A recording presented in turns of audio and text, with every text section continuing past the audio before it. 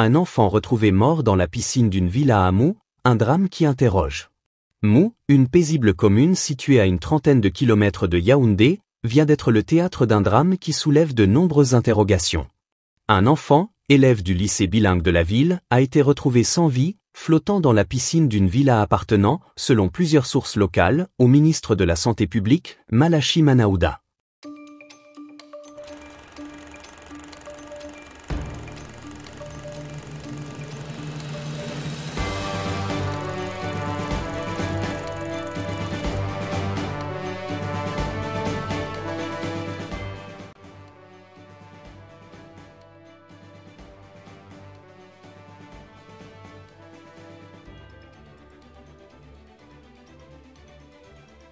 La nouvelle a fait l'effet d'une onde de choc. Loin d'être une simple tragédie isolée, cette affaire met en lumière plusieurs problématiques qui touchent la société camerounaise.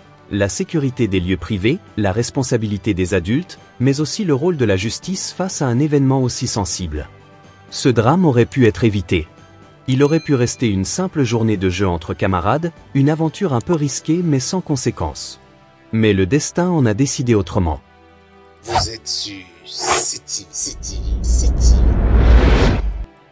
Les premières informations révèlent que l'enfant en question était accompagné de 2 camarades lorsqu'ils ont pénétré dans la résidence, probablement dans l'espoir de profiter d'une baignade interdite.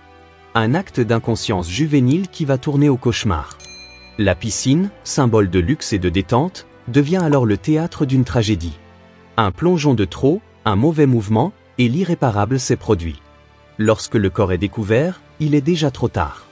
Dans le quartier, c'est la consternation. Les habitants sont sous le choc et cherchent à comprendre. Comment ces enfants ont-ils pu pénétrer dans cette propriété privée? Pourquoi personne ne les a-t-il vus avant qu'il ne soit trop tard? Vous êtes sûr? C'est-il. Le gardien de la résidence, un déplacé de la crise anglophone, est immédiatement interpellé. Pour lui, cette histoire prend une tournure encore plus dramatique. Une garde à vue, une exigence de paiement de 150 000 francs CFA pour sa libération, et des accusations sous-entendues de négligence.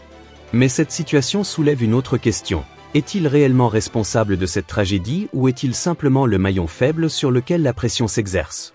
Dans la foulée, les 2 amis du défunt, pris de panique, prennent la fuite avant d'être rattrapés plus tard. Traumatisés, ils n'ont sans doute pas mesuré l'ampleur de ce qui venait de se produire. Vous êtes sûr? C'est-il. Vous êtes sûr? C'est-il. Les familles, elles, sont en deuil. Perdre un enfant est une douleur indescriptible. Dans cette société où l'on dit souvent « un enfant, c'est l'or du village », voir un tel drame arriver est un coup dur. Mais au-delà de la douleur, des questions demeurent. Qui est responsable? La famille qui n'a pas su surveiller son enfant? Les autorités locales qui devraient veiller à plus de sécurité dans les zones résidentielles? Ou bien les propriétaires des lieux qui auraient pu mettre en place des mesures de protection plus strictes? La loi camerounaise est claire, la protection de la vie humaine est une priorité. Mais dans cette affaire, la justice devra trancher avec impartialité.